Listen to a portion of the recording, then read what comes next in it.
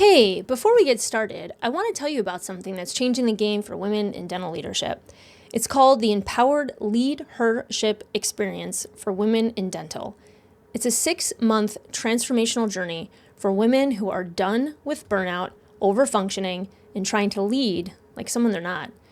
This isn't just another leadership training, it's a coming home to your voice, your power, and your joy. If you've ever felt alone at the top or stuck somewhere in the middle, this one's for you. Enrollment is now open. Head to LeadHERshipExperience.com to enroll. Because real leadership isn't about performing, it's about remembering who you are. Now, let's get into today's episode. Women in leadership has a lot of nuance, and for many people, it's the water in which they swim, so it's sort of challenging to really put your finger on it. But when women are tuned in to the discrepancies or the things that often go unchecked, we start to pay attention and realize and kind of look around and go, I don't know if I was a man if this same conversation would be happening. Let me give you 2 examples. I was recently at a large industry event, and I had the opportunity to catch up with a very strong, powerful woman in the dental space. And in our conversation, she was sharing with me about her recent shift from a coveted position that she had and now is in a completely different position in the industry. And part of her frustration that she experienced over the last few years within this organization was that she continuously asked for change, and she continuously was asking for things that she needed in order to be successful in her role. And she was also grossly underpaid compared to some of her male colleagues and counterparts. When she brought these things to the CEO's attention, she was continuously told to not worry about it, that just focus on the job at hand, that she didn't need to make such a big deal about the things that she was asking for. And eventually it became an issue of integrity and safety that she thought from a clinical perspective, and she chose to exit the company. Shortly after she exited, she was told that she could no longer communicate with anybody in the company and that everything that they had shared prior to was not to be discussed. And then shortly after, a man was hired for the leadership position, and he was paid substantially more and then was given everything that she had been asking for to be successful in her role prior to. This is not a coincidence. This is not uncommon. This is everyday stuff. Now, for men in the industry, it's quite normal to get what you need or to have these difficult conversations and not be pegged as being difficult or not a team player, or to get over it and not be emotional about it. For women, this is kind of par for the course. And this isn't coming from some angry woman's perspective. And the fact that I even need to say that is case in point. So some people are going to listen to this and get their feathers ruffled, and a majority of women that are going to listen to this and nod their heads in, yes, I've been there, I've experienced the same thing. Recently, I had a situation, and this was outside of the dental space, but I'm a leader in another community, and I had a situation where I set a boundary, and I was being plagued as being defensive and defiant and dismissive. I set a very clear boundary with a person that said, hey, if you're not going to do this, this will ultimately be the consequence. So this is your warning for this kind of behavior and this kind of activity. My male counterpart, who shares the same gatekeeping position that I do, we're partners in this, messages me off to the side and accuses me of being mean and threatening and defensive and dismissive. I had to kind of chuckle at it because this is also a man who thinks that he's fully in support of women, who has this mindset that, he's a feminist and he is advocating for women in these spaces. And the reality is, it's so ingrained in who he is that he didn't even realize that if he had said it or one of my male counterparts had said it, it wouldn't have been interpreted the same way. And the words that were being used were that I was being threatening and defensive and emotional. And the reality was, I said one clear sentence. In my body, I didn't feel defensive, dismissive, threatening at all. I was simply stating a fact, which was an agreement that the group had, and this person wasn't honoring the agreement that we had coming into this community. These are things women deal with all the time, and they go on for the majority of our career, and then we become conditioned to it. And the reason I created the empowered LeadHERship experience for women in dental is to really help women wake up to a lot of the symptoms that we're navigating in the day-to-day of our lives and also in our profession. And the reason this is so important is because over time, it starts to take a toll on our physical and our mental health and our emotional health. We start to feel symptoms in our bodies that we think have come out of nowhere. And the reality is that we're experiencing them like hair loss, skin issues, body weight changes, digestion issues, stomach issues, aches and pains in our bodies, joint issues because we're dealing with inflammation. These stresses within our body cause these experiences. And we think, oh, I'm getting older, or I need to take different care of myself in the sense of going on like a crash diet, or I need to do more yoga, or I need to stretch. And all these things are very important. I'm a huge health advocate. And I obviously believe in wellness. It's part of who I am. It's part of my lifestyle. And the emotional impact of the things that we deal with in our life have one of the greatest impacts on our overall health than anything else. I'm here to tell you that you cannot green smoothie your way to health if you're living and working in a toxic environment. It's impossible. So you have to get rid of the toxic experience first before you can really start to heal from the inside out. And with the work that I want to do with women and that I'm currently doing and I've been doing, but now I'm distilling it into a 6-month experience, is helping women get to the root of who they are and what's important to them. Because when they get to the root of this and they get grounded and they establish roots like a mighty tree, then we can grow, right? We can stand strong and we can stand firm because we're recognizing what our boundaries are, what our values are, what we're committed to, and we can make choices with confidence, having also a community which is built in to support you and advocate for you to live this out and live your truth. And I had to learn the hard way. I was in organizations that robbed me of my identity, and I take full responsibility for that. I was at a time in my life where I didn't have this self-awareness. I hadn't done this inner work. All of these experiences led me to ultimately finding this path and doing this inner work. But there was a time where I was way too consumed with having other people like me and having other people tell me how I should and shouldn't be because I wanted to impress. I wanted to quote unquote be somebody. And it led to a lot of physical, emotional, and mental strain and stress where I hit this proverbial bottom and I needed to rebuild myself from the ground up. And I'm really grateful for those experiences because it taught me that. But my story is not uncommon. And I see time and time again in dental where I see women striving. The industry is, over half the industry is female.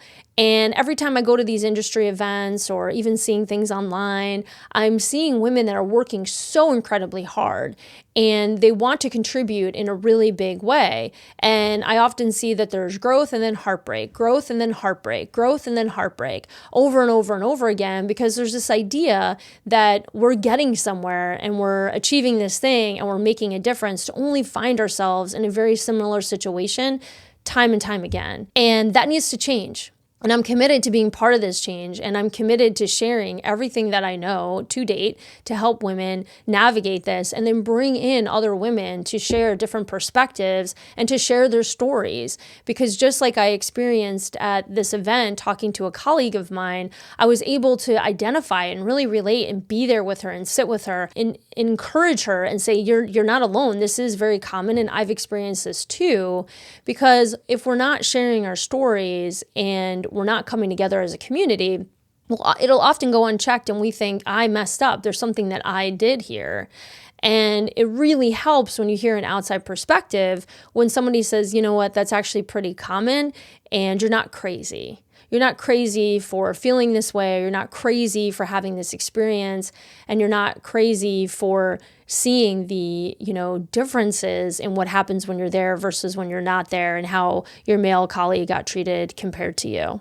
And it's just fascinating because, even since launching this program, I have stories of this over and over again, and I continue to experience it even in my personal life. To be called difficult and defensive when you set a boundary is not uncommon for women. And to then someone tell you that you're being emotional about it versus factual when clearly it was just simply a fact that I stated, not uncommon. So if you're out there looking for a community, or you're out there and you have a story to tell even, and you want to share it with me, I would love to support you and share and bring these stories in so we can dismantle more of this on the podcast, because that is something that I'm really committed to, is sharing stories and to normalize some of this stuff in the sense of feeling like you're not alone, so we can get to the solution and we can help women feel more confident in stating their truth. So it becomes more and more the norm of not being plagued as difficult or defensive or worrying too much. That's another thing that I hear a lot is when I share my needs or concerns about something, it's like, oh, you worry too much. You're overthinking this. And the reality is I am not overthinking and I'm not worrying too much. I have over 20 years in this industry and also coaching and working with others and partnering with others. The concerns that I'm bringing to the table are legitimate because I've experienced them, I've been through them, I've also seen clients and colleagues go through similar situations. So I'm trying to be on the front end of some of these things, and it's not me overthinking or over worrying, it's actually facts. And I would be very curious to know if any male colleague says to their fellow male colleague, oh man, you're just overthinking. You're worrying way too much. I'm going to put some money, I'm going to wager a bet that that doesn't happen very often. My first reaction is if that is to ever, if a male colleague brings up concerns, it would be like, oh, thank you so much for sharing these concerns. We'll look into them. Or I appreciate this. I appreciate you bringing this forward. Yeah, this is good intel. It's assumed that they're coming. It's a history. And that is something that women also deal with as well. It's needing to prove ourselves time and time and time again, despite the track record. It's not assumed that we're coming in with all this experience. It's assumed that we need to prove ourselves again and then state the why. Why are you saying this again? In similar situation with me setting this boundary, my male counterpart came to me making an accusation about me emotionally versus saying, wow, Brandy, you know what? I really trust that you have a good reason for setting this boundary. I'm having a hard time understanding what it is. So can we chat so you can share with me why you set this boundary? Right? Very, very different than you're coming in a little hot with that, which were the exact words. And so if it was anybody else, if it was a male, it would be like, I wonder why he's doing that. I should explore why he set that boundary, right? Instead of making it an emotional assumption. So these are the things, and then also the heavy emotional tax that women pay. So in addition to doing our work and being who we are, there's also this need for women to be emotionally available, to be nurturers, to support people in their feelings. So we're technically not supposed to have feelings and supposed to be less emotional, yet we're also supposed to be kind and nurturing and sweet enough to be nurturing to others. So don't be too mean, but also make sure that, you need to be more assertive, but don't be too assertive, and make sure that you honor my feelings too, because, even though you can't be emotional, I need you to hold space for my emotions. It's this chronic juggling act, right? And so once we get to the point where we are very rooted in who we are and we're very confident in who we are, and again, we have a community behind us that can support us, we feel more assertive and we feel more confident in making the decisions that we make. And in the situation that I just experienced, I can tell you that I did chuckle at first and thought, this is funny. I'm literally talking about this stuff and I'm experiencing it in real time. And I didn't waver. A previous version of me would have focused more on being liked and smoothing it over and apologizing and saying, oh, you're right. And then would have just like schlepped away and said, you know what, maybe you handle things like this moving forward. Maybe I am being emotional about this, right? I see what you're saying. I said, no. I'm holding this line and I didn't do anything wrong here. And you're making this a personal issue when this is a professional conversation, right? And of course, I checked myself and I reevaluated and I reread and I was assessing the agreements and things like that. And I'm like, nah, that's pretty fact-based. There wasn't any extra emotion behind it for me.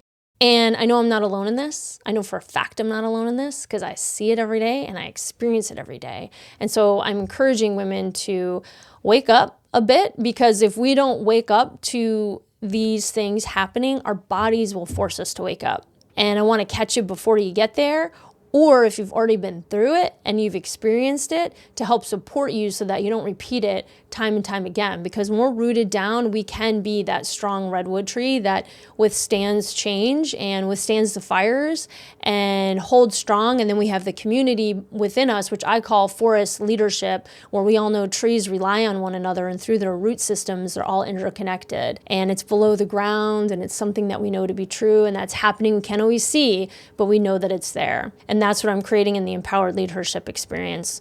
And I think this conversation needs to be continuously talked about. So if you have stories, please join in on the anonymous call-in line for the Real Talk of Dental. Drop me your stories or hit me up privately if you're open to connecting with me. But that Real Talk hotline is completely anonymous. Leave me a voicemail and I'd love to hear from you. Until next time on the Real Talk of Dental. You just listened to the Real Talk of Dental. If it hit, if it stung, if it made you feel just a little more human, good. That's the point. This isn't about fixing practices, it's about healing people. And if you're brave enough to show up real in this industry, you're my kind of leader. Subscribe, call in, send your wildest workplace confession. And most importantly, don't clean up for anyone. The mess, that's where the magic lives. We'll see you again on the next episode.